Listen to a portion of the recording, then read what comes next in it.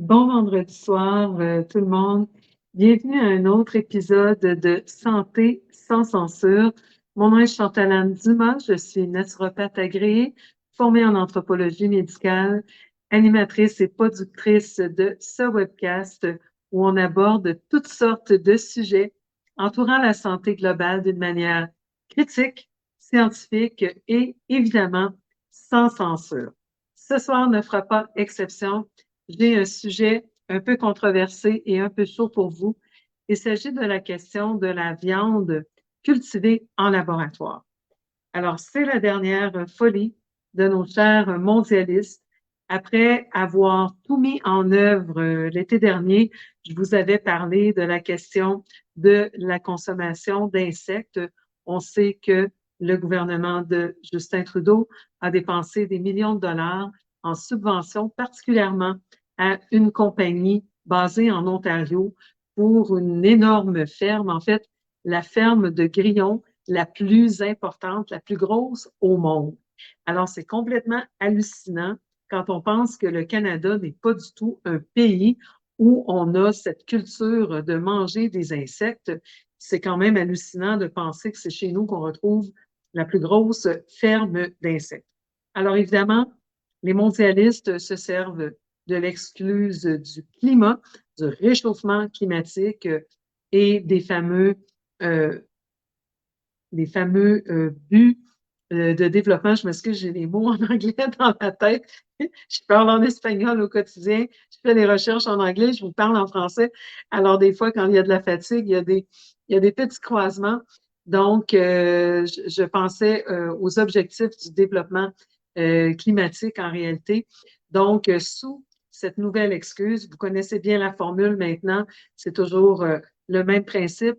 On crée une crise de toutes pièces. On a déjà la solution prête d'avance, comme ce fut le cas avec les injections géniques expérimentales, qui avaient des brevets qui prédataient, qui précédaient donc la fameuse crise.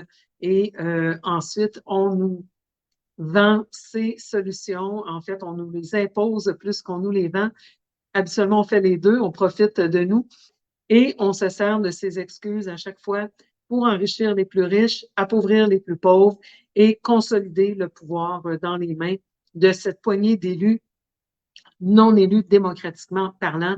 Et donc, ça pose de plus en plus de problèmes et il faut presque avoir dormi en dessous d'une roche au cours des derniers mois, même des dernières années, pour ne pas comprendre cette stratégie qui est à l'œuvre. Et cette stratégie qu'ils ont utilisée ad nauseum dans l'industrie pharmaceutique est en train maintenant de s'étendre à l'industrie agroalimentaire. C'est sûr que l'agroalimentaire, on le sait, c'est subventionné encore là dans des pays comme le Canada et les États-Unis à coût de millions de dollars par le gouvernement. Il y a un énorme lobbying qui entoure ça. Les études, par exemple, comme les études portant sur des pesticides, des herbicides comme le Roundup, le fameux glyphosate. Les études sont financées par les acteurs de l'industrie qui bénéficient de ces dites études et ne font pas l'objet d'études indépendantes comme ça devrait être le cas. Et nous, ben, on se fie sur ces entités, hein, comme Santé Canada, comme la FDA ou la USDA aux États-Unis ou l'Union européenne pour nous protéger en pensant que ces fonctions du gouvernement sont là pour notre intérêt, mais quand on creuse un peu, on se rend compte qu'ils sont là pour protéger les intérêts des investisseurs de Big Pharma, de Big Agro, de Big Tech, maintenant du complexe militaire industriel. Alors, tout ce qui passait pour être des euh, théories du complot il y a quelques mois, voire quelques années, maintenant tout le monde en parle, qu'on pense par exemple à la théorie des virus avec les gains de fonction de Wuhan, qui était financée par Fauci lui-même et le NIH. Des gens comme moi l'ont mentionné dès le début et on s'est fait traiter de tous les noms aujourd'hui. On en parle dans les médias mainstream. Ces gens-là ne sont même pas tenus responsables. Ils devraient, à mon sens, avoir un Nuremberg 2.0. À l'heure actuelle, ils continuent leur truc en toute impunité. Et maintenant, ce qu'ils n'ont pas tout à fait réussi à accomplir avec les injections, eh bien, ils reviennent avec des tentatives de mainmise et de contrôle total sur l'industrie agroalimentaire. Alors, qu'est-ce qu'on voit? D'abord, cette question des usines à grillons avec des vedettes qu'on a soudoyées à coups de gros dollars pour manger des tarentules. Pensons à Angelina Jolie, à Nicole Kidman, qui ont fait des belles publicités pour nous encourager à être des bons citoyens. C'est toujours le même principe qu'on a utilisé durant la pandémie. On essaie de faire appel aux côtés valeureux des gens en disant que si on ne se soumet pas à leur volonté, eh bien, on est des mauvais citoyens. Et cette histoire du réchauffement climatique et des gaz à effet de serre, de la taxe carbone, ne fait pas du tout exception. Donc, depuis maintenant plusieurs mois, on tente de nous convaincre euh, qu'on est des gens irresponsables si on consomme de la viande. Et la publicité tente tant bien que mal de pousser le message et on va dire qui aussi est derrière ça. Je pense que vous vous en doutez déjà. Mais aux États-Unis, on a connu une baisse constante de la consommation de viande pour la deuxième année consécutive. Alors, probablement qu'on pourrait dire la même chose au Canada, mais est-ce que c'est vraiment parce que les gens développent une conscience écologique comme ça tout d'un coup, ou c'est plutôt la résultante des augmentations absolument faramineuses du coût des aliments? Alors, on nous parle d'une augmentation dans un chiffre de l'ordre de 5, 6, 7 mais on constate dans les faits que l'augmentation est beaucoup plus dans les deux chiffres et dans certains cas, dans les cas, par exemple, des produits animaux, on a vu des augmentations absolument faramineuses au cours des dernières années. Donc, je ne crois pas personnellement que c'est parce que le message culpabilisant des mondialistes fait que les gens font des choix alimentaires différents.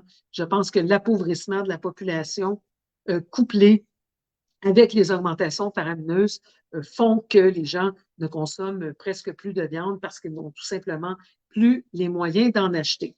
Est-ce que ça veut dire qu'on va se tourner vers la farine de criquet? Bon, heureusement, ou de grillon, heureusement, pour le moment, on semble tendre vers l'étiquetage obligatoire. Mais il faut savoir que souvent, l'industrie du marketing, principalement du côté agroalimentaire, c'est des millions de dollars qui sont dépensés de ce côté-là. Alors, ils utilisent différents stratèges pour camoufler la farine de grillon ou la farine de verre de farine sous d'autres noms pour que les gens ne fassent pas attention. Et on inclut de plus en plus ces farines dans des produits comme des biscuits, dans des produits qui sont dits santé, certaines barres tendres, certains produits à base de protéines. Et donc, à moins de faire un effort conscient et de connaître les trucs du marketing pour identifier ces farines à l'intérieur de nos aliments, eh bien, c'est quand même assez compliqué. Alors, qu'est-ce qui nous attend maintenant du côté de la viande? Alors, d'une part, on a réduit notre consommation de viande. Est-ce que cela se traduit en chiffres? Pas pour le moment. L'industrie mondiale de la viande représente environ 1,3 milliard de dollars par an au niveau mondial, évidemment, et devrait atteindre près de 2 milliards de dollars au cours des prochaines années.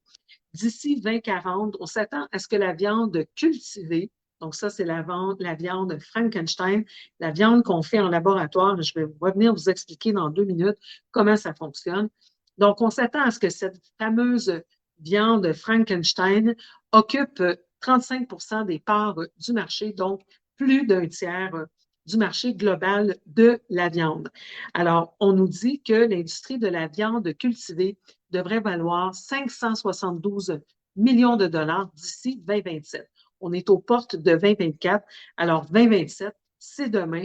On parle de presque 1 milliard de dollars pour cette fameuse viande cultivée. Alors, qu'en est-il de la viande cultivée? On va aller voir comment ça fonctionne. On va aller voir qui est derrière ce push pour la consommation de cette viande Frankenstein. Alors, Frankenstein, c'est mon qualificatif à moi. En anglais, il l'appelle lab-grown meat, donc la viande cultivée en laboratoire. Évidemment, les gens du marketing alimentaire ne sont pas bêtes. Ils savent que ça ne fait pas très appétissant quand on parle de viande cultivée en laboratoire. Je ne sais pas pour vous, mais pour moi, je vois automatiquement des petri dish avec des cellules à l'intérieur dans les laboratoires de biologie, les laboratoires de chimie. Donc, c'est vrai que ça donne pas très envie de consommer ces trucs-là. Alors, de leur côté, ils appellent tout simplement ça la viande de culture. Hein? On parle de culture biologique. Alors, de la viande de culture, ça fait propre. On parle aussi même du côté de la Californie de no-kill meat, donc de la viande qui ne nécessite pas d'abattage. Alors évidemment, si on est sur la côte ouest américaine, la Californie et tout ça, la gang de woke, c'est sûr que ça leur fait plaisir de penser qu'ils consomment de la viande qui n'a pas nécessité l'abattage d'aucun animal. Ceci étant dit, on ne parle pas ici de viande végétarienne ou de fake meat, comme c'était le cas avec les Impossible Meat et les Beyond Meat ou Beyond Burger, encore là, produits par notre ami Billy Boy, qui sont construits en général à partir de soya transgénique. Alors ici, on parle réellement de viande qui est cultivée en laboratoire, c'est-à-dire qu'on prélève des cellules animales, donc en général à partir du cartilage de bétail, de cellules souches. Et à partir de ces cellules souches d'un animal, on va les cultiver dans des cuves de fermentation qui ont un petit peu l'apparence des barils de fabrication de bière ou de vin, par exemple. Donc, c'est fabriqué dans des espèces de grands barils. Et ce qui est réellement problématique avec tout ça, c'est que, donc, vous savez que les cellules souches peuvent se transformer en différents types de cellules, mais c'est surtout la manière dont cela est fait parce que pour que ces cellules se multiplient, évidemment, ça leur prend des substrats, ça leur prend quelque chose à consommer.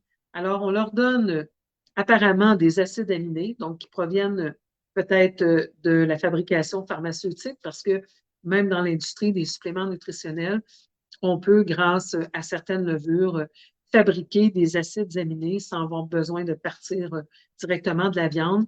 Ça prend du sucre, hein, les levures et les cellules ont besoin de sucre pour vivre et se reproduire. Donc, des acides aminés, du sucre, mais aussi un paquet d'autres produits dont on ne connaît pas en réalité la composition. On parle par exemple de facteurs de croissance. Facteur de croissance qui permet aux cellules de croître.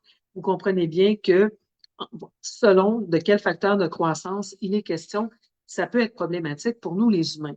On pense par exemple dans les produits bovins, hein, dans les vaches, dans le lait, dans le fromage, particulièrement aux États-Unis où on fait plus usage des hormones que chez nous au Canada. Eh bien, on donne des facteurs de croissance aux bovins et dont un qui est particulièrement présent qui s'appelle IGF-1. Et ce facteur de croissance peut être problématique, par exemple, en termes de risque de cancer du sein pour nous, les femmes. Donc, quel type de facteur de croissance donne-t-on à ces cellules? Et vous comprenez que ces industries relèvent de l'industrie privée et donc elles font à peu près ce qu'elles veulent et elles n'ont pas l'obligation, toujours sous couvert de protection des renseignements de la corporation. Ils ne sont pas soumis de divulguer ces informations. Et donc, on donne des produits comme ça à ces substances pour qu'elles se multiplient, ces cellules souches, pour qu'elles se multiplient dans ces barils et que ça produise une espèce de glu semblable à de la viande. On a approuvé les nuggets, donc les croquettes de poulet, et on est en voie d'approuver une espèce de bœuf haché. Et ben, c'est assez perturbant, en fait, parce que dans ces substrats qu'on sert aux cellules, à l'heure actuelle, ce que les compagnies qui font, et il y en a plusieurs, c'est assez surprenant, ce que ces compagnies ont décidé de faire, c'est qu'on utilisait les mêmes substrats que dans l'industrie pharmaceutique. Mais ça pose un autre défi en termes des règlements, parce que si on prend des cellules souches et qu'on les met dans des petri dish avec des substrats pharmaceutiques, est-ce qu'on peut en réalité parler d'aliments ou on devrait parler de produits pharmaceutiques? Dans les deux cas, de toute façon, ça va aller avec des brevets. Mais vous comprenez que l'acceptabilité au niveau du public n'est pas la même. C'est qu'on aura l'impression de manger des produits pharmaceutiques et non pas des aliments. Alors, il y a tout un espèce de débat entourant ça, mais il y a une question de coût aussi. Pour vous donner une idée, quand on utilisait ces produits chimiques, pharmaceutiques, comme substrat pour que les cellules survivent et se reproduisent, en 2013, on parlait d'environ 280 000 américains pour produire 1 kilo de viande synthétique. On est rendu maintenant à environ 10 américains par kilo et on dit qu'à force de modifier ces substrats qui sont réellement ce qui coûte très cher et ce qui produit un impact environnemental assez important, et ça, je vais y revenir à cette question-là, eh bien, on parle qu'on pourrait descendre le prix à environ 5,66 américains le kilo, atteignant la parité avec la viande conventionnelle d'ici 2030. Je ne sais pas quelle sorte de viande ni où ils l'achètent à 5,66 le kilo, mais imaginez, je ne sais pas combien on aura de kilos de viande à 5,66 en 2030. Imaginez les augmentations au cours des 7 prochaines années si ça continue comme ça. Donc, c'est un peu ridicule, mais c'est le genre de chiffres que les entrepreneurs, c'est des chiffres qui proviennent de revues économiques. Donc, c'est le genre de chiffres qui nous présentent. Donc, pour le moment, on fait donc croître ces cellules sur des substances extrêmement purifiées et ça pose aussi un défi au niveau de l'environnement. Alors, on essaie de nous faire avaler littéralement cette histoire de viande de Frankenstein en nous disant que c'est bon pour l'environnement. Parce que vous savez que le narratif, si vous ne savez pas, je vais vous l'apprendre ce soir, mais le narratif des mondialistes, c'est qu'on vit dans une période de réchauffement climatique. Ça a été démontré par plusieurs experts comme étant une fausseté incroyable, parce que ce qu'ils font, c'est qu'ils font des moyennes avec un nombre d'années, et si on déplace le nombre d'années sur l'échelle du temps, on peut arriver avec des chiffres complètement différents. Alors, ce qu'ils font, c'est qu'ils sont restés il y a quelques années pour ne pas inclure les années plus récentes parce qu'en réalité, ce que la science démontre réellement, c'est qu'on est dans une période de refroidissement climatique. C'est un très, très léger refroidissement. Les banquises ne se sont pas reformées dans l'Arctique, mais il y a quand même un léger renversement de la situation. Mais si on tient les plus récentes années à l'écart de ce bloc d'années qu'on prend pour créer des statistiques, eh bien, évidemment, on utilise les chiffres qu'on veut pour soutenir le narratif des mondialistes, parce qu'on sait tous que la prochaine crise sera la crise donc, du réchauffement climatique. C'est déjà la crise du réchauffement climatique qu'ils nous servent et dont ils veulent se servir pour donc restreindre nos choix alimentaires, restreindre à peu près tous les aspects de nos vies, parce que vous êtes conscient que lorsqu'on aura la monnaie digitale en place, ces gens pourront décider qu'est-ce qu'on aura le droit et qu'on n'aura pas le droit d'acheter. Et si vous allez sur le site du forum, vous allez trouver le genre de restrictions qu'ils comptent nous imposer. Et tout ça fait symbiose avec les ESG, les buts du développement durable. Donc, ces gens veulent absolument contrôler tous les aspects de notre vie, qu'on ait, par exemple, le droit d'acheter 3 vêtements par année, qu'on ait un voyage par 3 ans qui nous soit alloué. Et si on n'a pas les moyens de se le payer, on pourra toujours le vendre. On vendra notre empreinte carbone de voyage à ceux qui ont plus de moyens que nous. Donc, l'empreinte carbone serait en réalité la prochaine monnaie d'échange. Et donc, si on décide d'appliquer et si on suit le narratif, le scénario probable, c'est qu'on décide d'appliquer donc une taxe carbone à la consommation de viande. Mais là, étant donné qu'il y a beaucoup d'étapes nécessaires dans la production de cette viande de laboratoire, les gens vont se retrouver avec des taxes carbone très importantes, ce qui fait que ça ne deviendra pas nécessairement plus avantageux.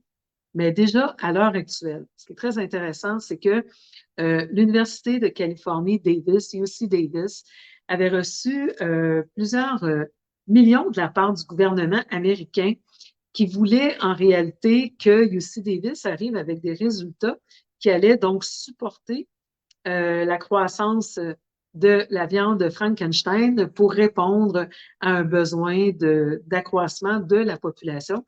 Mais ça s'est un peu retourné contre eux parce que UC Davis vient de produire une étude et c'est ce qui m'a donné envie de fouiller cette thématique un petit peu pour vous et pour moi ce soir.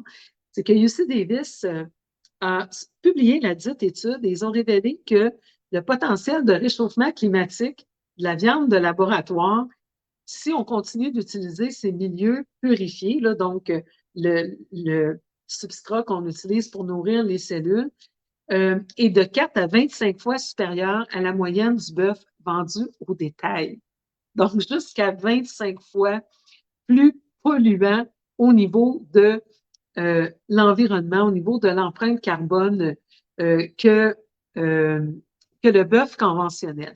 Alors, le narratif de vouloir nous forcer à manger cette espèce de viande, c'est un peu comme le narratif derrière les voitures électriques. On sait tous maintenant qu'il n'y a aucune logique, aucun bienfait pour l'environnement ni pour la société de nous forcer à acheter des voitures électriques. Et pourtant, même si ça a été démontré, ce narratif continue.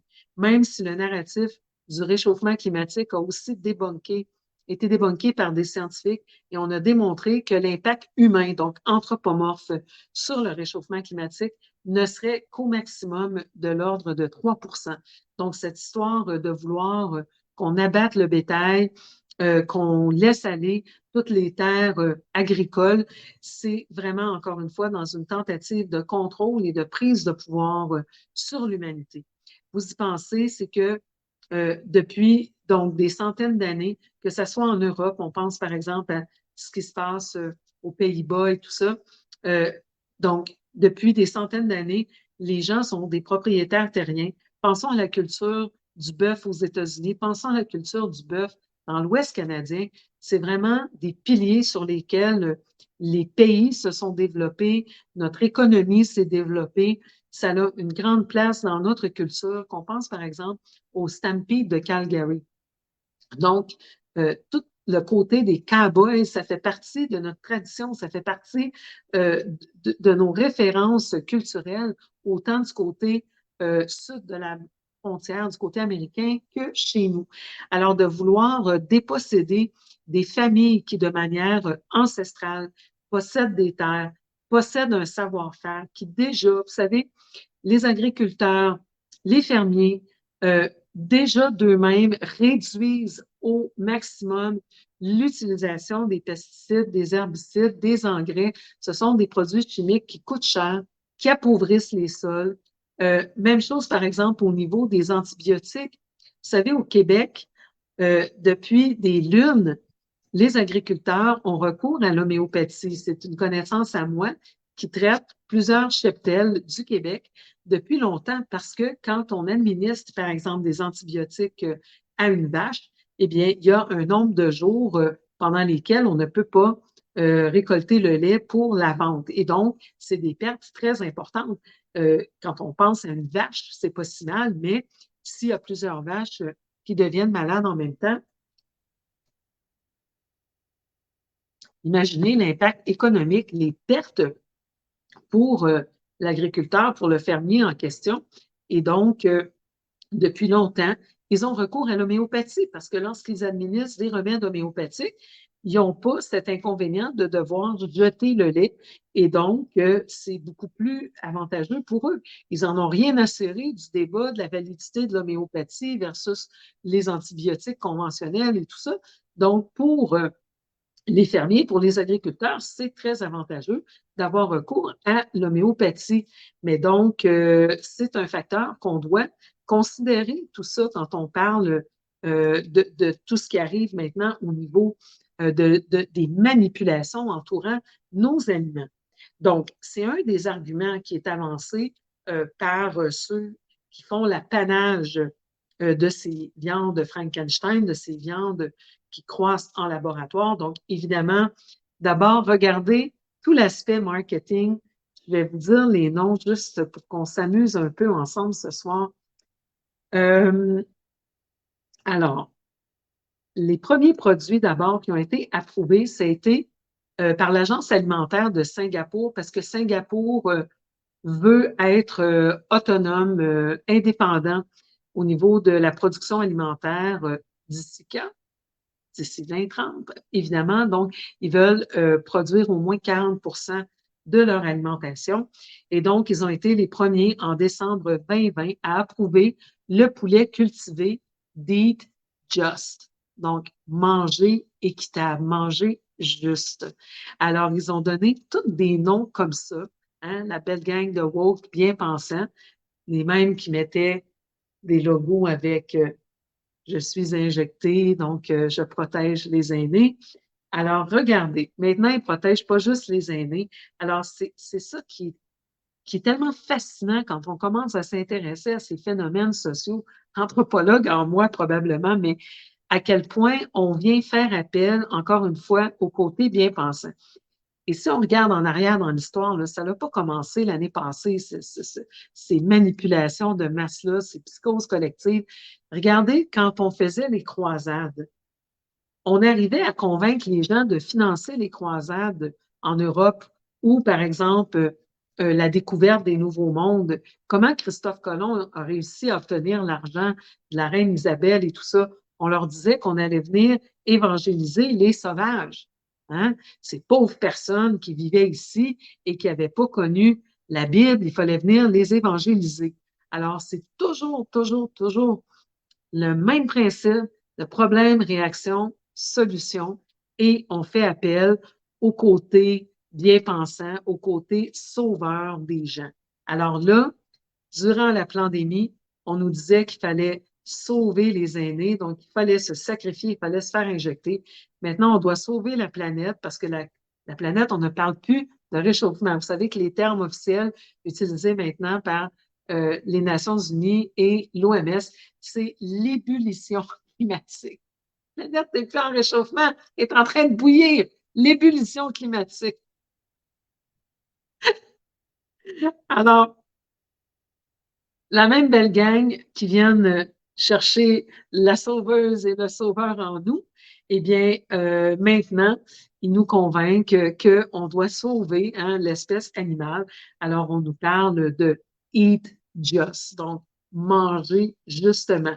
On nous parle des nuggets de poulet good meat, donc la bonne viande. Ça, c'est de la bonne viande parce que on n'a pas eu besoin de sacrifier un animal pour la faire. Qu'on vous mette une tonne de produits chimiques qu'on utilise normalement pour faire des médicaments pharmaceutiques dans la même industrie et qu'on essaie de vous faire passer ça pour de la viande, ça, c'est pas grave. Mais vous avez sauvé 2, 3 bovins. Et donc, c'est vraiment hallucinant. Et l'autre, c'est Upside Foods. Si je vous demande de deviner qui vous pensez qui est derrière Good Meat et Upside Foods, qui subventionne ces deux compagnies justes et équitables qui ne veulent pas tuer les animaux? Eh bien oui, c'est notre ami Billy Boy, notre ami, notre ennemi, tout est son nom. C'est Billy Boy qui est derrière ça. Billy Boy qui est rendu, on le sait, non seulement il est le deuxième plus important donateur de l'Organisation mondiale de la santé, il s'est enrichi grâce à son philanthro-capitalisme, donc ces histoires de donner de l'argent à différents pays, à différentes fondations, c'est toujours, il donne d'une main pour s'enrichir de l'autre et ça ne fait pas exception. Il a fait ça avec les injections. Il avait publié des articles où il disait que c'était les meilleurs investissements de sa vie, qu'il y avait un rendement de 20 pour 1. Et donc, maintenant, il a compris qu'il y avait aussi une pièce à faire dans l'alimentation. Mais qu'est-ce qui arrive? Comme je vous l'ai souvent expliqué avec les produits de santé naturelle, on ne peut pas breveter le vivant.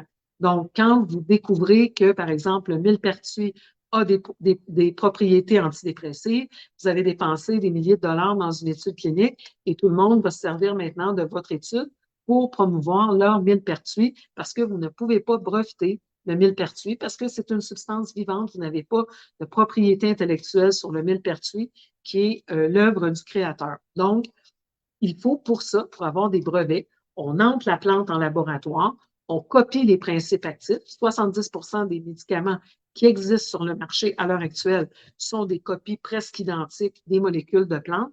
On les modifie juste un tout petit peu pour pouvoir dire qu'on a une propriété intellectuelle maintenant sur ce produit qui a été inventé par la nature, qu'on a légèrement modifié et maintenant on met un brevet et on peut le vendre avec des profits, encore une fois, faramineux jusqu'à temps que le brevet arrive à échéance. En passant, le Canada et le Québec sont les paradis des brevets au monde. On a les plus longs brevets de partout. On subventionne non seulement Big Pharma, mais on leur donne plus de temps pour faire du cash sur notre dos.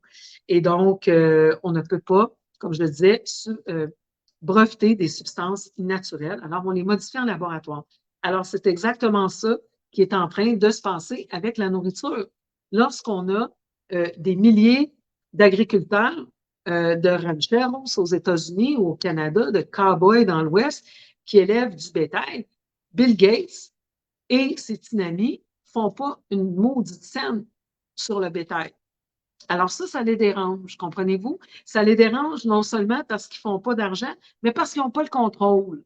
Ils n'ont pas le contrôle. Ils n'aiment pas ça. C'est vraiment un problème de contrôle. Je ne pense pas que Bill Gates en est à 2-3 dollars près, mais il aime ça, contrôler nos vies. Alors, après avoir contrôlé tout ce qui se passe du côté informatique, il a voulu contrôler ce qu'on s'injecterait dans le corps, notre capacité à se transporter d'un endroit à l'autre, d'un pays à l'autre, en nous disant qu'on n'aurait pas le droit de bouger et qu'on ne s'en sortirait pas tant que tout le monde n'aurait pas été injecté sur la planète et qu'on n'aurait pas un carnet électronique pour prouver qu'on a été injecté. Et donc, c'est ça qu'ils sont en train de faire avec l'identité numérique. C'est ça qu'ils sont en train de faire avec encore plus l'argent, la monnaie numérique. Et maintenant, on va avoir besoin de cette identité numérique pour pouvoir accéder aux médias sociaux. Regardez le push qu'ils sont en train de faire. Il y a des sénateurs américains qui en parlent. On en parle sur toutes les plateformes de la nécessité d'imposer un moyen de contrôle pour que les gens s'identifient. Et remarquez bien ce que je vous dis, d'ici février, mars 2024, ils vont nous concocter un événement informatique pour, encore une fois, crise, réaction, solution, pour justifier le fait qu'on doit maintenant s'identifier pour accéder en ligne et qu'ils pourront voir tout ce qu'on fait, tout ce qu'on lit, partout où on va, avec qui on communique. Et donc, ils vont nous créer un crash informatique pour pouvoir nous imposer cette solution qu'ils veulent nous mettre déjà depuis des années. Mais là, ils en parlent de plus en plus et ils sont en train de se donner les moyens de le faire. Je vous en parlerai dans une actualité en santé. Mais tout ça pour vous dire que ce qui se cache en réalité derrière cette histoire de, de, de viande, de Frankenstein, ça n'a rien à voir avec le climat. En réalité, si Billy Boy était réellement intéressé par le climat, il ne jouerait pas dans l'intelligence artificielle parce que, si on va voir, juste vous dire ici, alors Gates qui nous dit qu'il fait ça pour sauver la planète, eh bien, on sait, il investit dans l'intelligence artificielle, une des choses, entre autres, dans laquelle il investit, à part, donc, comme je disais, d'être le deuxième plus important donateur au sein de l'OMS. Et donc, à un moment donné, il y a une limite à ce que tu peux vendre de médicaments, mais les injections, tu peux en vendre parce que c'est préventif, comprenez-vous?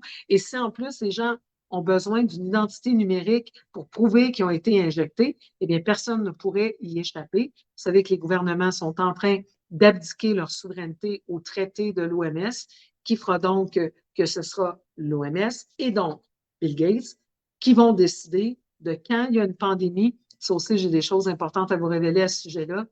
Et donc, à partir du moment où ils décident quand, ils décident aussi comment on la gère et les pays vont être liés légalement à l'OMS. Donc, ce ne sera plus des recommandations que l'OMS va effectuer, mais ce sera des règlements et les pays qui ne s'y soumettent pas, dans les 194 pays signataires du traité, eh bien, auront des sanctions économiques ou d'autres types de sanctions. Donc, c'est ça qui est en train de se concocter. Et si rien n'est fait, c'est ça qui va passer en mai prochain, parce que si les gouvernements ne s'y opposent pas ou ne se retirent pas de l'OMS, ça passe de facto. Donc, c'est vraiment très, très, très pernicieux ce qui est en train de se passer. Alors, comme si, par exemple, tu vends des médicaments contre le cholestérol, tu dois avoir un barème pour pouvoir vendre ton médicament. Tu ne peux pas le vendre aux 8,2 milliards d'habitants de la Terre. Mais si tu décides qu'il y a une pandémie, que c'est toi-même qui prends cette décision basée sur ton comité d'experts, eh bien là, tu peux exiger que tout le monde soit injecté ou sinon ils ne peuvent pas aller nulle part, ils ne peuvent plus sortir, ils ne peuvent plus voyager, ils ne peuvent plus rien faire. Eh bien, maintenant, tu peux en vendre tant que tu veux des injections. Alors, il est dans ce marché-là, il est dans le marché des certificats d'identité numérique et il est maintenant dans le marché alimentaire également parce qu'il est devenu le plus grand propriétaire de terres agricoles aux États-Unis. Alors, par toutes sortes de stratèges, des entités privées du côté de la frontière américaine, on a Billy Boyd. De notre côté, on a un petit ami du gouvernement aussi, on a Charles Sirois, qui suit le modèle de Billy Boyd et qui est en train d'acheter plein de terres. Ils ont modifié des lois encore là qui avant limitaient le nombre d'hectares que pouvait posséder un seul propriétaire. Et maintenant, ils ont décloisonné ça. On avait des lois comme ça qui protégeaient contre, par exemple, le fait que des richissimes arabes ou chinois viennent acheter toutes nos terres au Québec. Eh bien, Lego a fait sauter ça et maintenant, c'est son petit ami, grâce à toutes sortes de stratèges encore là, qui achètent, qui achètent, qui achètent.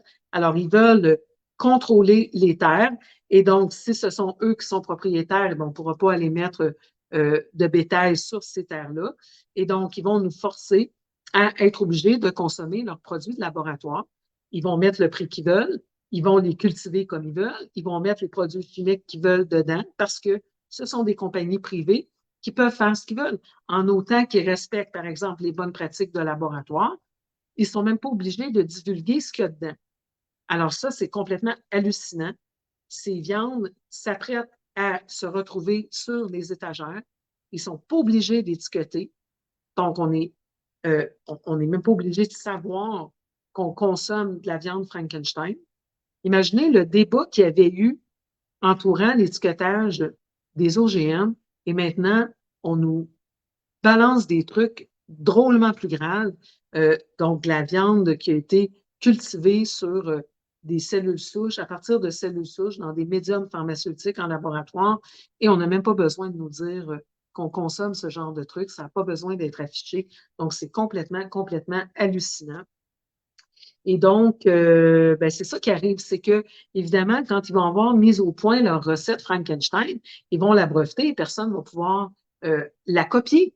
Donc, ils vont vendre comme ça, au même titre qu'ils vendent présentement des médicaments. Eh bien, ils vont avoir non seulement le contrôle sur notre santé, ils vont nous obliger à nous médicamenter, à nous injecter grâce à l'identité numérique, parce que si on n'aura pas accompli ce qu'ils nous demandent de faire, on n'aura pas accès à notre compte de banque, on n'aura pas accès à nos médias sociaux, ou peu importe. Et donc, maintenant, c'est le même principe avec l'alimentation. Si on n'a plus de terre, regardez par exemple, on a modifié la loi du patrimoine au Québec, donc l'appropriation des terres. C'est-à-dire que maintenant, le gouvernement, les municipalités peuvent vous offrir le montant qu'eux jugent adéquat et prendre possession de vos terres. Alors, dans les premiers temps, c'est toujours la stratégie des grenouilles dans la marmite d'eau bouillante. On va faire ça doucement, tranquillement, pour pas que les gens se révoltent, mais éventuellement, ils vont vous donner des pinottes pour récupérer les terres parce que l'agenda 2030 vise à reconstituer Gaïa dans son état originel ou à peu près, donc en réduisant la population mondiale, en s'appropriant nos ressources, mais aussi en s'appropriant nos maisons. Vous savez, quand Schwab a dit « Vous ne posséderez plus rien, vous serez heureux », ce n'était pas une blague, ce n'était pas une figure de style. Ils veulent vraiment crasher l'économie pour s'approprier les terres, s'approprier les maisons des gens et nous entasser dans les tours à bureaux qui ne seront plus utiles parce que tout le monde soit travaillera en télétravail ou soit sera sur un revenu de base garanti, parce que vous savez que ça aussi fait partie de la stratégie de crédit social, donc de contrôle total de la population, pour recevoir votre petit chèque qui vous permettra de manger la viande produite en laboratoire qu'eux auront décidé que vous aurez le droit de manger et tant de kilos par année et que vous n'aurez pas le droit de plus que ci, de plus que ça, les 15-minute cities. On ne pourra pas sortir à plus de 15 minutes de chez nous. Donc, tout ça aussi va être contrôlé. Eh bien, c'est le but de l'exercice, c'est vraiment de contrôler les ressources naturelles et de s'enrichir tout en augmentant leur niveau de contrôle. Alors, comment ça va se jouer tout ça, je ne le sais pas, parce que là, comme vous voyez, l'Université de Californie, Davis a publié donc ce rapport qui démontrait que la viande de laboratoire peut être 25 fois en réalité plus dommageable pour l'environnement que la viande conventionnelle. Maintenant, comme je vous disais, il y a un seul bon point dans cette histoire qui était la question de produire de la viande sans lui donner d'antibiotiques. Mais vous savez, la viande, quand on avait de l'élevage conventionnel et que le bétail avait de l'espace et était en liberté, on n'avait pas besoin de gaver les animaux d'antibiotiques parce qu'ils avaient ce qu'il fallait pour être en santé. C'est la même chose que pourquoi il faut donner des antibiotiques en quantité phénoménale au saumon d'élevage. C'est parce qu'ils sont dans des espaces très restreints et il y a des excréments, il y a des animaux malades et des animaux malheureux qui rejettent des hormones de stress. Et donc, on est obligé, à cause de ça, de les gaver d'antibiotiques. Alors, on a, vous le savez présentement, un problème de résistance aux antibiotiques. Il y a des bactéries, on les appelle des superbugs, des bactéries résistantes aux antibiotiques. Ça serait d'ailleurs un très bon sujet d'émission. Et donc, il y a beaucoup d'argent qui est dépensé en réalité à cause de ça, mais des décès aussi. On estime à 700 000 décès par an, les décès attribués à la résistance aux antibiotiques. Et donc, il y a 80 à l'heure actuelle, 80 des antibiotiques sont utilisés pour les animaux d'élevage. Parce que souvent, les gens vont dire comment ça se fait qu'on est aussi résistant aux antibiotiques. Pourtant, il me semble qu'on en consomme moins qu'avant, les médecins sont plus sensibilisés qu'avant, la population prend ses probiotiques, prend ses huiles essentielles et tout ça.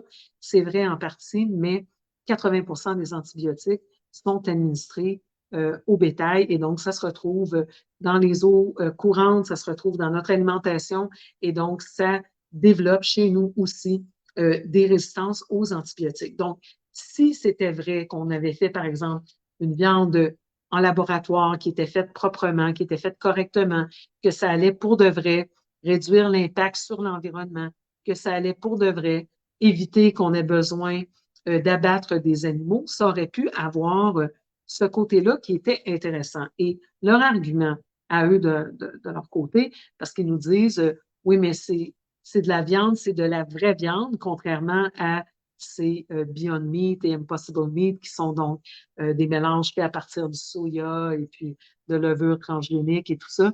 Eh bien, on nous dit c'est de la vraie viande. C'est fait à partir de cellules souches animales. On les nourrit dans les cuves et elles se répliquent. Donc, c'est vraiment des vraies cellules animales. D'ailleurs, les végétariens ne peuvent pas consommer ça parce que c'est réellement des produits animaux. Donc, selon eux, les cellules sont identiques aux cellules qu'on retrouve dans la viande, mais vous comprenez que ça n'a plus rien à voir avec réellement un animal conventionnel. Mais donc, d'après leurs arguments, on nous dit ben c'est de la vraie viande, c'est beaucoup moins nuisible pour l'environnement, ce qui a été démontré être faux. Et en plus, elle ne contient pas d'antibiotiques, donc ça ne contribue pas au problème de résistance aux antibiotiques. Alors, malgré ces arguments, malgré le fait qu'on fait appel à nos sentiments de sauveur, est-ce que la viande Frankenstein va jouir d'un bon niveau d'acceptabilité au niveau de la population? Il y a un rapport intéressant sur lequel j'ai mis la main et qui nous dit, attendez un instant, je vais retrouver les auteurs du dit rapport. c'est le Réseau canadien d'innovation alimentaire et le Fiddlehead Technologies qui ont collaboré donc à la rédaction d'un rapport qui donnait un aperçu de l'acceptation potentielle de la viande cultivée au Canada. Parce qu'on a dit, les Canadiens s'intéressent de plus en plus, on fait de plus en plus de recherches pour savoir qu'est-ce que c'est, parce qu'on sait que du côté américain, ça l'a débuté.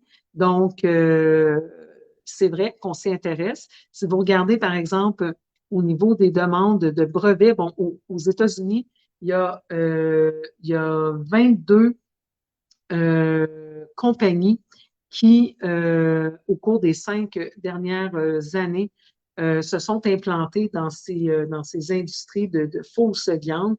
Il y a 596 demandes de brevets sur, donc, je vous dis, l'idée, c'est de breveter comme on brevette des médicaments pharmaceutiques. Alors, il y a 596 demandes de brevets du côté américain, on en a 22 du côté canadien. Donc, quand même une industrie en plein essor, mais quand même pas du tout à la hauteur de ce qui se fait aux États-Unis. Mais si vous regardez au cours des 5 dernières années, il y a eu 22 800 articles scientifiques qui ont été publiés sur ce sujet-là. Donc, si vous pensez encore une fois que Billy Boy est là-dedans pour sauver la planète, ça n'a absolument, absolument aucun rapport parce que c'est ce que j'avais commencé à vous dire tantôt. Alors, Gates investit dans l'intelligence artificielle et selon un rapport du MIT, donc Massachusetts Institute of Technology, ils ont découvert que la formation d'un seul modèle d'intelligence artificielle émet 626 000 livres d'émissions de dioxyde de carbone, soit la durée, soit l'équivalent de l'émission de 6 voitures pour la durée complète de leur vie. Donc, tous les gaz à effet de serre qui seraient produits par 6 voitures dans toute leur durée de vie, mettons sur 10 ans ou 15 ans d'utilisation, eh bien, la formation d'un seul modèle d'intelligence artificielle va polluer autant. Donc, quand Billy Boy vient nous dire qu'il fait ça pour sauver la planète, je vais rester poli, c'est pas du tout ça la motivation. La motivation, c'est bien plus ce qu'on a dit tantôt, que l'industrie de la viande cultivée devrait valoir 572 millions de dollars d'ici 2027. Donc, encore une fois, une question de brevet, une question de contrôle de nos ressources, une question de décider qu'est-ce qu'on a le droit de manger, qu'est-ce qu'on n'a pas le droit de manger et de s'enrichir dans le processus. Donc, qu'est-ce que j'ai d'autre là-dessus? Je pense qu'on arrive au bout de ce sujet. Ce que je voulais vous dire d'autre, c'est par rapport aux injections, aux vaccinations du bétail à partir de technologies ARN. Je vais juste dire technologie A pour pas utiliser le mot à outrance dans le live et vous comprenez pourquoi. Donc, aux États-Unis, on a commencé à approuver des injections, des pic-pics, des hameçons, comme j'aime les appeler d'habitude, ça passe sous le radar. Donc, des hameçons de type A pour le bétail. Alors, c'est réellement problématique parce que, évidemment, les gens de cette industrie essaient de dire, encore une fois, qu'on a des théories complotistes entourant tout ça, qu'il y a des mesures de sécurité qui sont prises et qu'il n'y aura pas de transfert chez l'humain. Comme on nous disait que là, rester au site d'injection, on savait d'emblée que c'était pas vrai.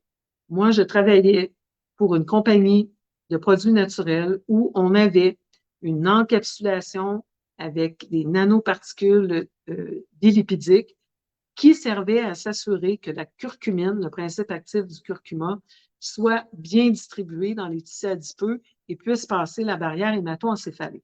Donc, quand on encapsule quelque chose dans une molécule, une nanoparticule bilipidique, c'est pas pour qu'elle reste au site d'injection. Comprenez-vous? Donc, déjà ça en partant, même moi qui n'ai pas Robert Malone ou Peter McCulloch ou Alexandra Henrion-Code, je comprenais très bien qu'il n'y avait jamais eu aucune intention que l'injection reste au site d'injection. Donc, le même principe. Maintenant, on nous dit que le fait d'injecter le bétail avec cette technologie qu'on nous a poussé de force, je vous rappelle, parce qu'on a retiré de la circulation les médicaments absolument sécuritaires qui avaient 100 ans d'utilisation, qui étaient sur la liste des médicaments d'urgence de l'OMS, le médicament en H, les médicaments en I, qu'on connaît tous. Donc, on a retiré ces médicaments de la circulation. On a donné l'ordre aux infirmières et aux pharmaciens dans les établissements de personnes âgées et de santé de ne pas administrer la vitamine D parce qu'on savait qu'il y avait un lien direct entre le taux de vitamine D et la sévérité des symptômes de la maladie en C et des décès. Et donc, on a tout mis en place pour s'assurer qu'on pourrait octroyer une autorisation d'urgence sur cette injection, puisqu'il n'y avait pas d'alternative raisonnable déjà approuvée. Eh bien, regardez ce qu'ils sont en train de faire. Dans notre cas, ils nous ont vendu réaction, c'est-à-dire problème, réaction, solution. Ils nous ont vendu cette pseudo-solution sous le fait qu'on était en plein milieu d'une pandémie. On a changé, on a joué sur les mots de ce qui était une pandémie, de ce qui était une injection. On a tout redéfini les termes parce qu'il n'y avait rien qui correspondait à ça. Et donc, on a réussi à obtenir ces autorisations d'urgence. Alors, sous quel prétexte maintenant va-t-on nous vendre l'idée qu'on peut donner des hameçons au bétail, alors qu'il existe des méthodes conventionnelles d'inoculer les animaux, de les soigner avec notamment de l'homéopathie ou le cas échéant avec des antibiotiques. Ce n'est pas la meilleure option, mais bon, pour les virus, il reste les injections conventionnelles. Alors, ce n'est même pas pour des maladies mortelles du bétail. Si on nous disait encore que vu la surpopulation mondiale et qu'il y a une grosse infection virale au sein de tout le bétail de la planète et donc maintenant, ça nous prend une autorisation d'urgence pour des injections, pour des hameçons à ARN. Eh bien, peut-être, mais en ce moment, sous quel prétexte injecte-t-on le bétail avec une technologie qui n'a pas du tout été étudiée correctement? En fait, tous les gens qui connaissent et qui comprennent cette technologie nous disent que c'est une très mauvaise idée. Alors, je vais vous expliquer un peu pourquoi c'est une mauvaise idée. En réalité, je n'ai pas toutes les réponses. Il n'y a aucun scientifique à l'heure actuelle qui a toutes les réponses, mais je peux vous émettre des hypothèses et je peux juste vous dire que jusqu'à maintenant, mes hypothèses par rapport à tout ce qui était la maladie en C étaient dead on. So, je pense que je comprends comment ça fonctionne quand même minimalement. Donc, qu'est-ce qui arrive? Vous savez que je pense que maintenant, tout le monde commence à comprendre cette technologie d'ARN, qui est donc le porteur du message pour venir demander à nos cellules de coder. Donc, on injecte en réalité des mini-fabriques, des mini-manufactures à notre organisme pour que le corps produise des protéines S. Alors, il y a deux choses qui se passent, minimalement. Il y en a d'autres qui sont aussi problématiques, mais les deux premières plus problématiques, c'est que si on consomme de la viande d'animaux, parce qu'on injecte les animaux aussi pour des maladies respiratoires. Donc, pas une grande pandémie mortelle, des maladies respiratoires pour lesquelles on avait des injections ordinaires, OK? Pour réduire, entre autres, la maladie main-bouche chez les animaux. Donc, on injecte la manufacture à protéines S dans l'animal. L'animal se met donc à produire des protéines S, tout comme les humains qui sont injectés. Encore une fois, on nous disait ça ne durera pas longtemps parce que l'ARN dans le corps humain, normalement, est dégradé très rapidement. C'était un des défis que les scientifiques avaient par rapport à fabriquer cette injection. C'est que dès qu'on injectait l'ARN, le corps le dégradait. Donc, c'est pour ça qu'on l'a enveloppé de ces nanoparticules bilipidiques. C'était pour le protéger, pour que la petite manufacture soit vivable assez longtemps pour fabriquer ces protéines S.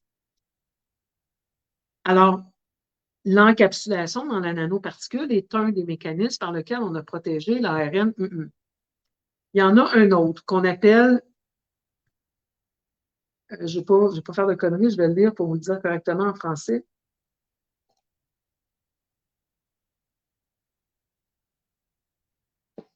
La pseudo-ouridine. En réalité, ce qu'on a fait, c'est que pour stabiliser l'ARN qui se dégrade normalement très rapidement dans notre corps, on a modifié une des lettres dans le code génétique. Donc, on a créé cette substance de manière artificielle dans l'ARN pour le stabiliser. Et ce qui arrive, c'est qu'on ne sait pas maintenant combien de temps la petite manufacture dure dans notre corps. Parce que la théorie initiale, c'était non, c'est pas vrai que ça peut s'insérer à notre ADN, ça va être détruit très rapidement, etc.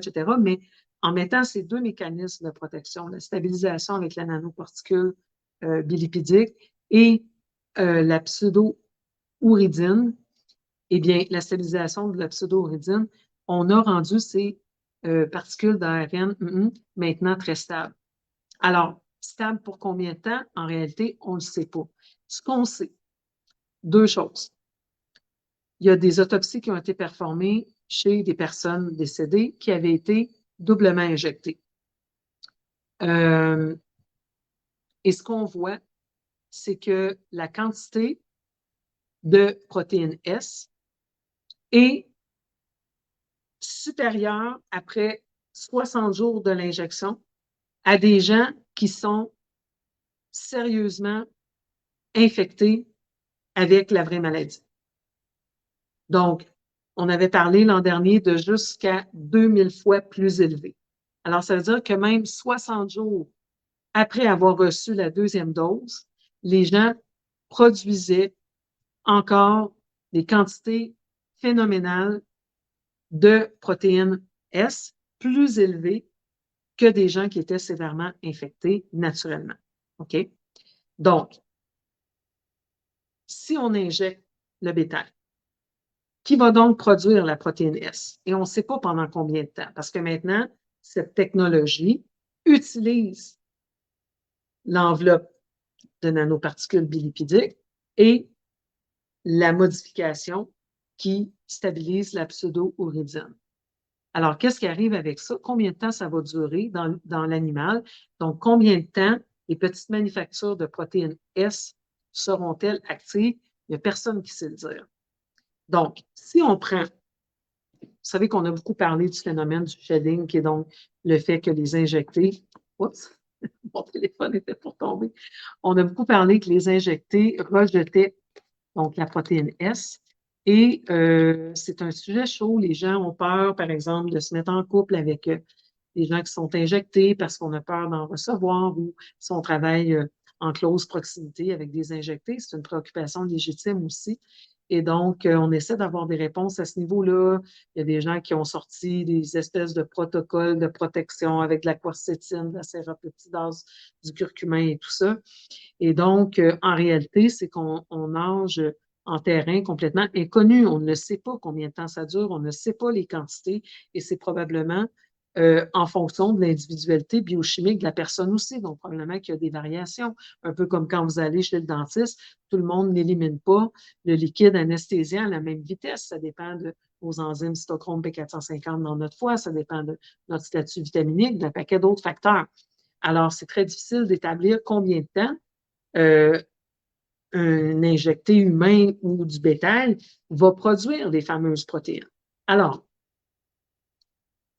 il y a une préoccupation que même si on a fait le choix et les sacrifices de ne pas se faire injecter, que si maintenant ils commencent à administrer ces injections au bétail, eh bien, et surtout s'ils ne sont pas obligés d'afficher ces informations, qu'on risque de recevoir la technologie ARN et la protéine S dans notre corps. Et là, les gens disent, oui, mais si on cuit la viande et le temps qu'elle va rester entreposée sur les tablettes entre le moment où on abat l'animal et que c'est rendu sur tablette, il ne devrait plus y avoir de protéines S à l'intérieur. Mais la réalité, c'est qu'on ne le sait pas.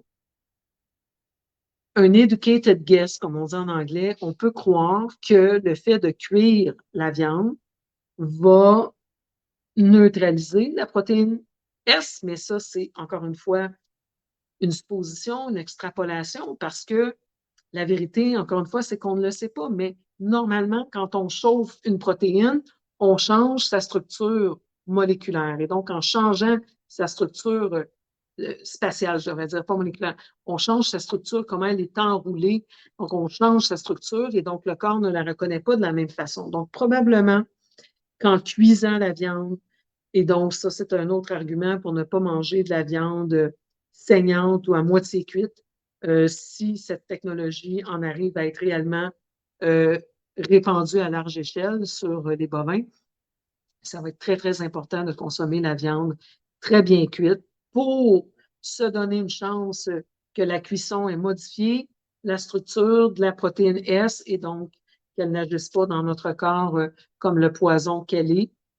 Mais l'autre problème qui est pour moi plus problématique, le problème qui est plus problématique, c'est le fait qu'on a quand même ingéré potentiellement de l'ARN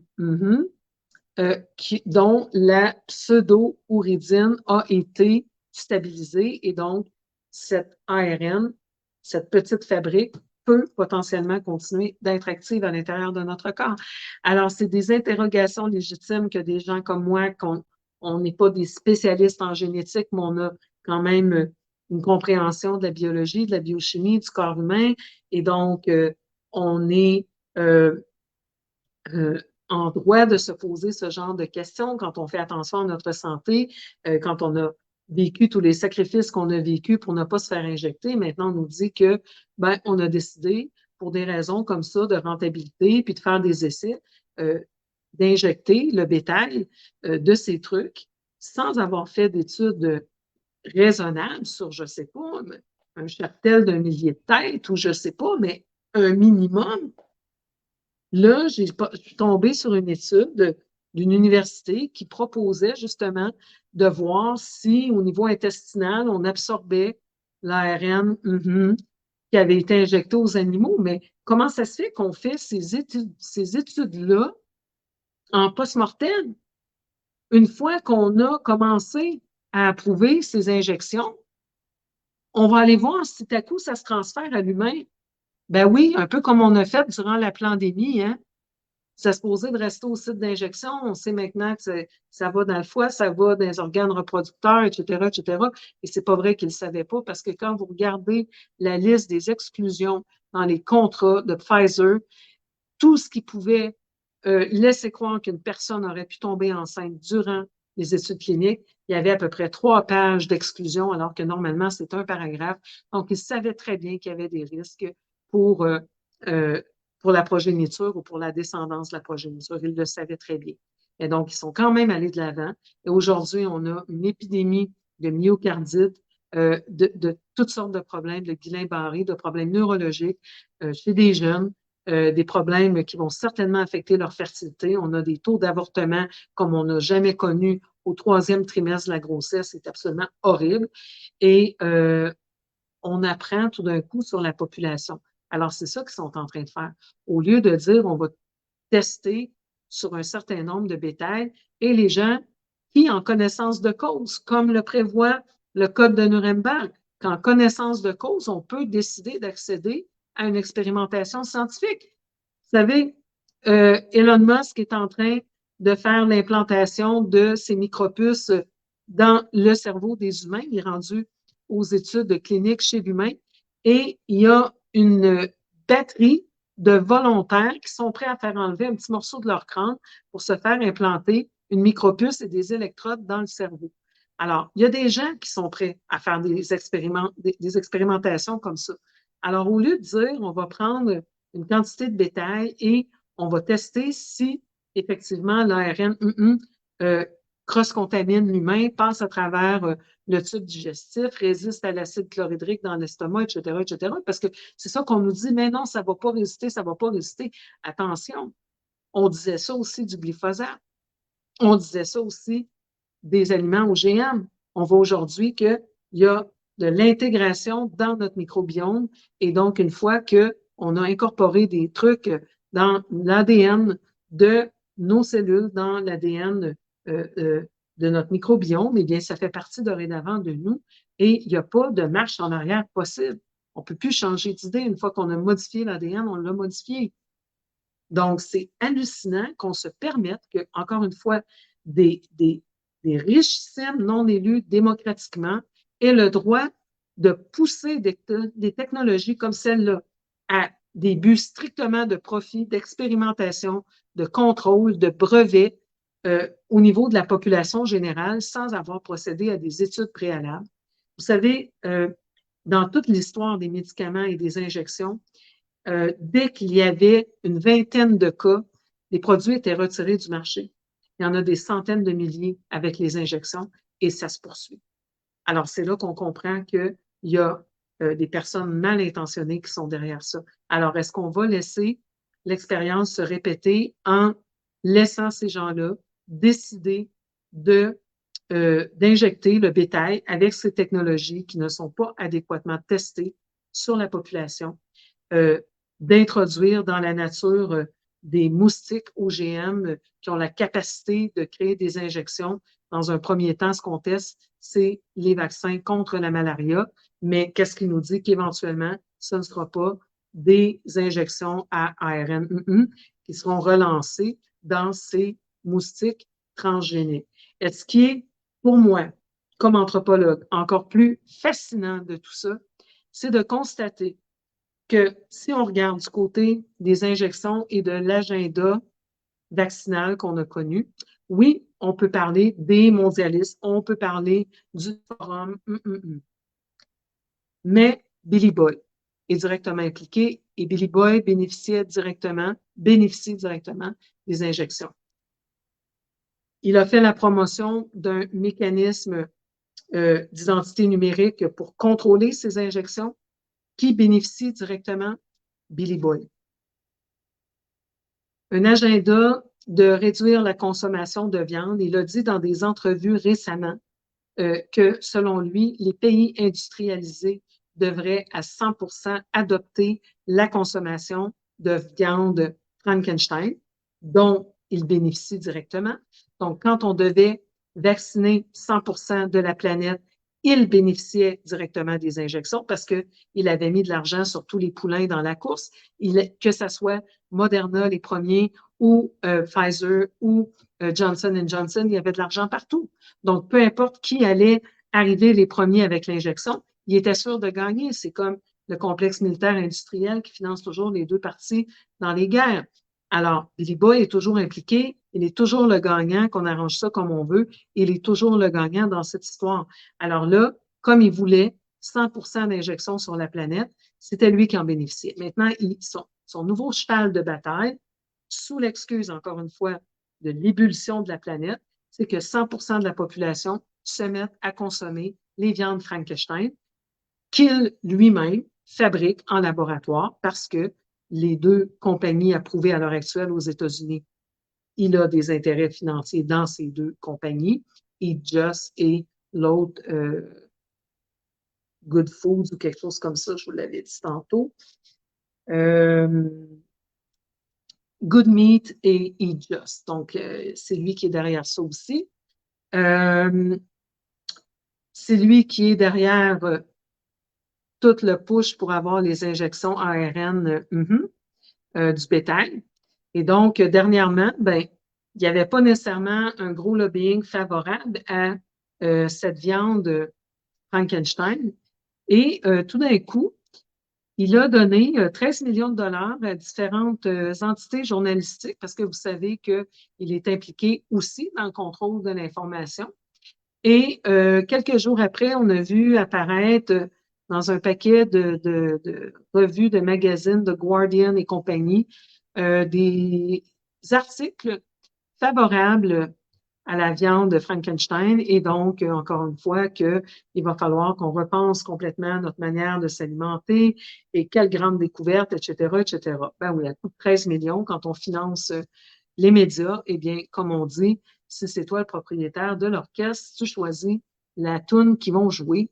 Alors, c'est pas mal ça qui est en train de se passer. Alors, est-ce qu'on va continuer à laisser un psychopathe décider de l'avenir de notre planète? Je ne sais pas. Dernièrement, il y a eu quelques articles dans des médias à peu près mainstream qui n'étaient pas très flatteurs en sa faveur. Moi, j'ai comme un petit feeling qu'il y a quelque chose qui s'en vient pour lui. Il y a quelque chose qui s'en vient pour lui parce que regardez ce qui se passe avec les mondialistes. Ils ont leur pion en place et quand les pions ont fini de servir la cause, ils les font sauter. J'ai pensé que c'est ça qui était arrivé avec Justin quand ils ont trouvé la coke dans son avion en Inde.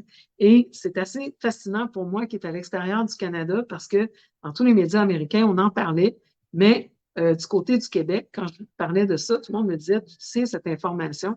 Alors, ça a passé sous silence radio au Canada. Et donc, je me disais qu'ils sont en train de préparer le terrain. Il a livré ce qu'il devait livrer pour les mondialistes et ils sont en train de préparer sa sortie de piste. Regardez comment l'histoire est arrivée avec les proches de Epstein et donc les liens donc d'Epstein, Ghislaine Maxwell, dont la sœur et le père étaient des espions de Mossad, donc des hauts placés dans Mossad. Donc, on sait qu'il y avait l'intelligence israélienne derrière tout ça. Et là, avec la guerre au Moyen-Orient, j'ai l'impression qu'il y a des choses qui vont se passer pour Billy Boy. Ça va être intéressant de suivre cette question et j'espère qu'il y aura quelque chose qui ressemble à une certaine justice qui sera mise en œuvre parce que c'est vraiment inadmissible qu'une personne qui est de toute évidence affectée d'au moins une maladie mentale puisse décider de l'avenir de la planète, de notre sort, en modifiant d'une manière ou d'une autre ou en tentant de modifier d'une manière ou d'une autre notre ADN. Alors là-dessus, j'espère que vous avez mangé un bon steak pour souper, un peu comme on le fait avec l'argent en effectif, l'argent en papier. On doit résister à ces pressions des mondialistes en utilisant nos cartes de crédit, nos cartes de guichet. On doit revenir le plus possible à l'argent en effectif. On doit leur démontrer qu'on n'embarquera pas dans leur game. Eh bien, je pense qu'on doit faire la même chose. Évidemment, si vous êtes déjà végétarien, je ne vous demanderai pas de manger du steak, mais je pense qu'on doit exprimer notre opinion haut et clair. Vous savez, quand il y a eu l'histoire, je saute un petit peu du coq à l'âne, mais quand il y a eu le transgenre, dont j'oublie le nom, qui a fait la publicité de Budweiser et que les ventes de Budweiser ont chuté drastiquement, ils se sont ravisés.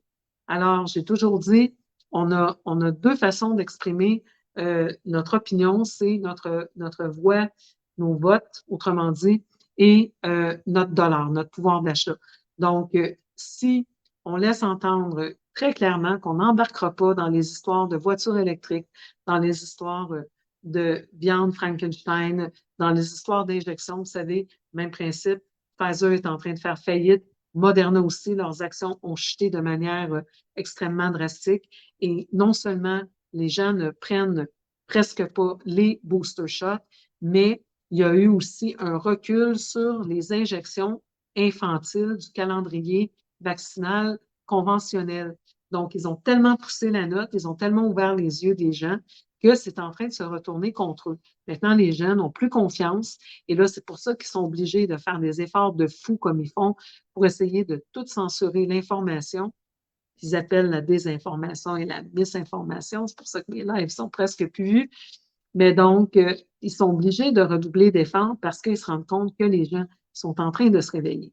Alors, quand on n'entre pas dans leur game, quand on ne consomme pas et qu'on ne dépense pas l'argent et qu'on ne suit pas les petits pieds à terre qui veulent qu'on suive, eh bien, ils réajustent le tir. Donc, il faut continuer de s'éveiller, il faut continuer de supporter les blogueurs indépendants, les médias indépendants, les petites compagnies locales, les fermiers locaux, les gens qu'on sait qu'ils n'injectent pas leurs animaux avec des technologies comme celle-là, et donc revenir à une économie plus humaine connaître les gens avec qui on fait affaire, encourager les travailleurs autonomes, encourager les gens de notre voisinage, retirer le pouvoir des mondialistes. C'est la seule façon, gang, en travaillant en collaboration et en leur faisant savoir avec nos achats qu'on n'est pas d'accord, qu'on ne mangera pas de grillons, qu'on ne mangera pas de viande Frankenstein et qu'on va continuer business as usual. Alors là-dessus, gang, je vous laisse profiter du week-end. On se retrouve dimanche soir pour les belles rencontres et lundi matin pour un troisième actualité en santé. Lors de l'actualité en santé, vous allez trouver ça intéressant aussi. Je vais vous parler de la nouvelle pandémie qui s'en vient, qui a débuté en Chine. Qu'est-ce qu'il y en est réellement? Qu'est-ce qu'on doit savoir de ça? Et qu'est-ce que ça implique aussi au niveau de la surveillance? Alors, on se retrouve lundi matin dès 9 h, sinon dimanche soir pour un autre épisode des belles rencontres du dimanche soir. Prenez soin de votre santé. On se retrouve très bientôt.